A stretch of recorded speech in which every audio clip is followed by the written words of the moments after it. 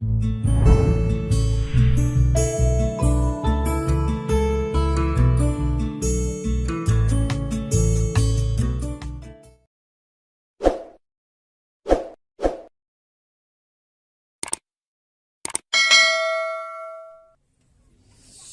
दैया के द्वारा रचित जो राजस्थानी कहानीकार हैं, धरती कब तक घूमेगी। ये शीर्षक का नाम भी थोड़ा सा अटपटा लग रहा है कि धरती कब तक घूमेगी। अगर भूगोल की भाषा में हम कहें तो इस धरती की उत्पत्ति 500 करोड़ वर्ष पहले हुई है और 500 करोड़ वर्ष अभी रहेगी। भूगोल की भाषा की मैं बात कर रहा हूं, आपके साहित्य की नहीं। यह साहित्यकार सावर दैया जी ने जो लिखा है कि यह धरती कब तक घूमेगी, आखिर यह धरती के बारे में ये क्यों। राजस्थानी कहानीकार सावर दैया जी के इस शीर्षक को देने का औचित्य क्या है, क्यों दिया है।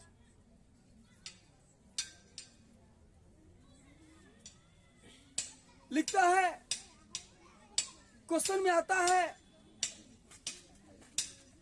कि कहानी की सफलता के लिए आवश्यक शर्तें क्या हैं, तो उसमें रहता है कि पाठ का शीर्षक छोटा हो, रोचक हो, आकर्षक हो, जिसको सुनते ही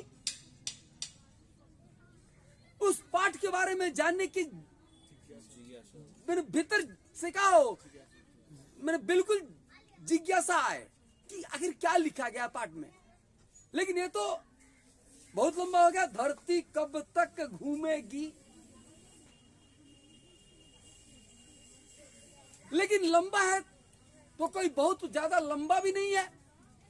पाठ के मुताबिक ये धरती कब तक घूमेगी का मैंने वे ये बताना चाहे हैं कि हमारे समाज में अभी आज भी जो महिलाओं पर जुर्म, उत्पीड़न, कष्ट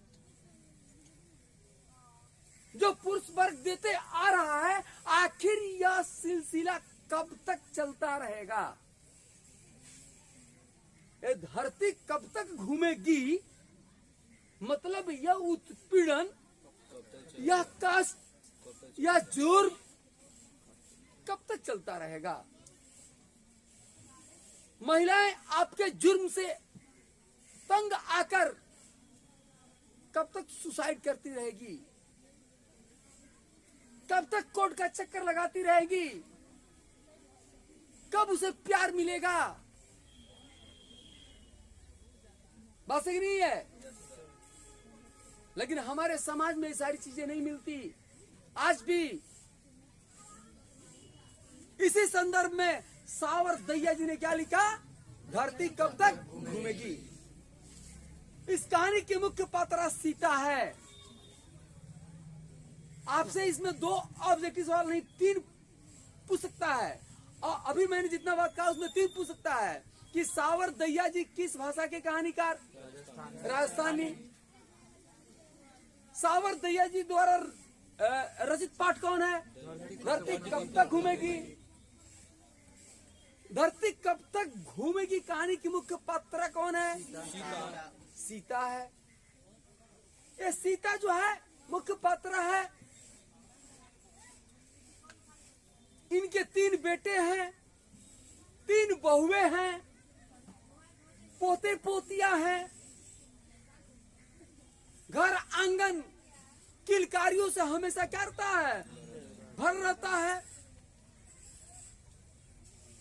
लेकिन सीता अपने ही घर में घुटन महसूस कर रही है। सीता अपने ही घर में क्या कर रही है, घुटन महसूस कर रही है। आखिर इसका क्या कारण है। 3 बेटे, 3 बहुएं, पोते पोतियां जिनके पास हो, उस महिला को तो पूरा सुख ही सुख हो, मने हो, हम ऐसी ही कल्पना करते हैं। लेकिन सब कुछ होने के बावजूद ये सब शिकार क्यों होती है?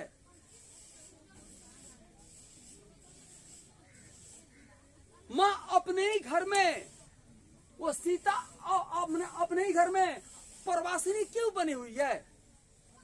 क्या कारण है इसका? कारण यह है कि वो घुटन महसूस कर रही है कि तीनों बेटे क्या किए हैं कि अपनी मां को, देखिए एक मां के पास 3 बेटे हों तो मां जब खाना बनाती है तो तीनों को हिस्सा लगाकर नहीं रखती है कि सवेरे एक बेटा खाएगा, 12 बजे एक बेटा खाएगा, रात में एक बेटा खाएगा। जो ही रहता है सबको बांट के बराबर खिलाती है। बेटा लाख दर्द दे मां को, मां हंसते हंसते क्या करती है, उसको झेल लेती है। लेकिन जब बेटे बड़े होते हैं, बहुएं आ जाती हैं, तब वो मां जिसने 9 माह तक अपने पेट में रखा, ठंडी न लग जाए, गोद से कभी उतारा नहीं, वह मां बोझ बन जाती है। और ठीक यहां सीता भी उन तीनों बेटों के लिए क्या बन गई है?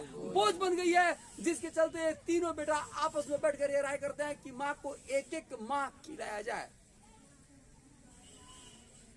मां को बांटने का काम शुरू। मां ने बेटों को नहीं बांटा, मां ने बेटों को नहीं बांटा, लेकिन तीनों बेटा ने क्या किया? मां को बांट दिया। क्या कि 1 महीना आप खिलाइए, 1 महीना आप, 1 महीना आप। अब सोचिए कि इस तरह की बात जहां पर आए वहां पर मां को कष्ट होगा ही होगा। स्वाभाविक नहीं है? मां को कष्ट नहीं होगा?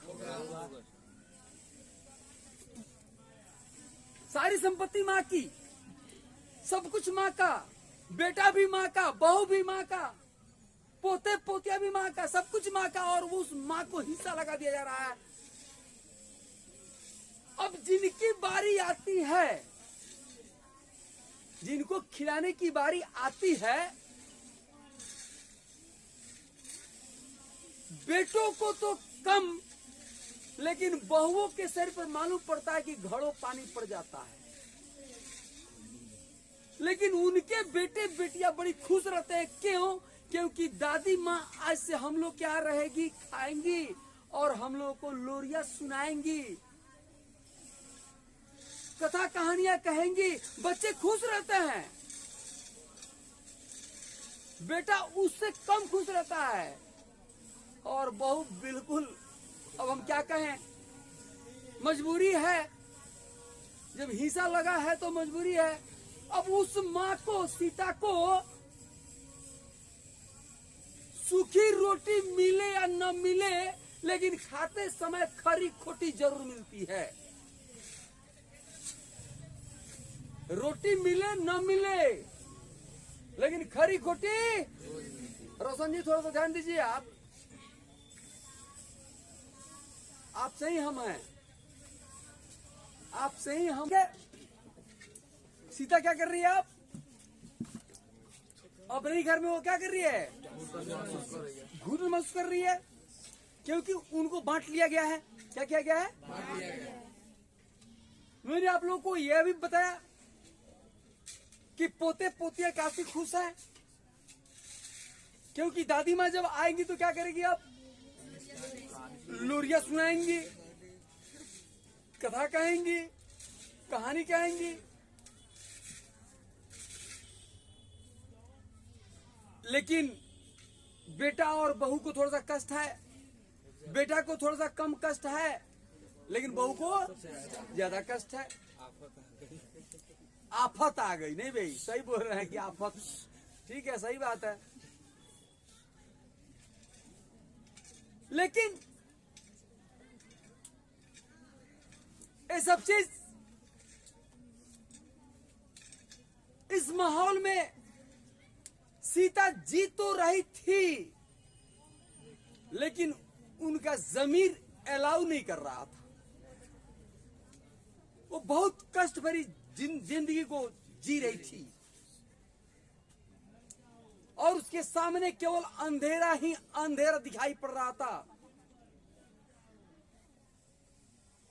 जब तीनों बेटा लोगों को ये लगा कि एक एक महीना खिलाना पड़ रहा है, ये बड़ा मुश्किल काम है, तब उन लोगों ने ये सोचा कि भाई इससे बेहतर उपाय एक और कर दिया जाए कि माँ को यदि कुछ पैसे ही मिला के दे दिया जाए तो माँ अपना अलग ही बनाए खाए।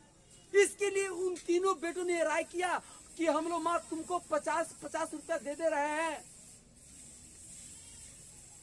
माँ के 150 रुपये होंगे, तुम अलग बनाओ खाओ। किस चक्कर में तुम पड़ी हो, तुमको क्या परेशानी है, क्या दिक्कत है? माँ ने जैसे ये सुना कि बना करके भी खिलाने में दिक्कत है, बांटने में भी अब दिक्कत है, तो ये लोग हमको क्या कर रहे हैं, अब मैंने रुपया दे रहे हैं, अर्थात यह घर मेरा होते हुए भी मेरा नहीं है। इस प्रवासी जीवन जीने से बेहतर घर को छोड़ देना है। और इसी निश्चय के साथ माँ क्या कर रही है, घर से निकल जा रही है। और जब माँ घर से निकल जा रही है तब वो खुले आसमान के नीचे बहुत ही स्वच्छ और साफ सांस ले रही है। मैंने वो ये सोच रही है कि चल भाई इस कष्ट भरी जिंदगी से अब उससे बड़ा कष्ट क्या होगा जिस माँ को बेटे और बहू बांट ले।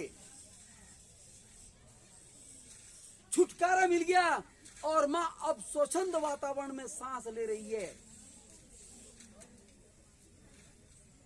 कहानी समझने में कोई दिक्कत?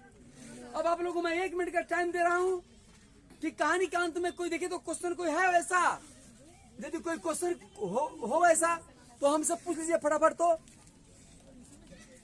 फटाफट पहले पूछ लीजिए। सबसे पहला क्वेश्चन आपका है कि सीता मैंने अपने ही घर में घुटन क्यों महसूस कर रही है ना जी? ये जवाब आप लोगों को मैंने पढ़ाने के सिलसिले में ही दिया है कि बेटे और बहुओं के व्यवहार सही नहीं रहने के कारण सीता को जब वे लोग खाने के लिए बांट लेते हैं और खाने की जब बारी आती है तो सूखी रोटी मिले न मिले खरी खोटी जरूर मिलती है। इन सारे हालात के चलते माँ अपने ही घर में क्या कर रही है, घुटन महसूस कर रही है। और कोई सवाल है जो कठिन है, जो आप लोगों से नहीं बनेगा? हो जाएगा। आप लोग ऑब्जेक्टिव खोलिए, कोई है वैसा सवाल उसमें? कोई सवाल नहीं है। आपके जो मॉडल पेपर मॉडल सब है उसमें इस धरती कब तक घूमेगी जो पाठ है उसके सारे ऑब्जेक्टिव पकड़ा जा रहे हैं, कोई दिक्कत नहीं है। तो यह चैप्टर भी क्या हुआ, समाप्त हुआ। और इसके साथ अब मैं मिलूंगा भी आप लोगों से, तो नेक्स्ट घंटी में मिलूंगा, नेक्स्ट डे मिलूंगा। लेकिन मैं चलते चलते आप लोगों को एक राय दूंगा मोटिवेट करने के लिए।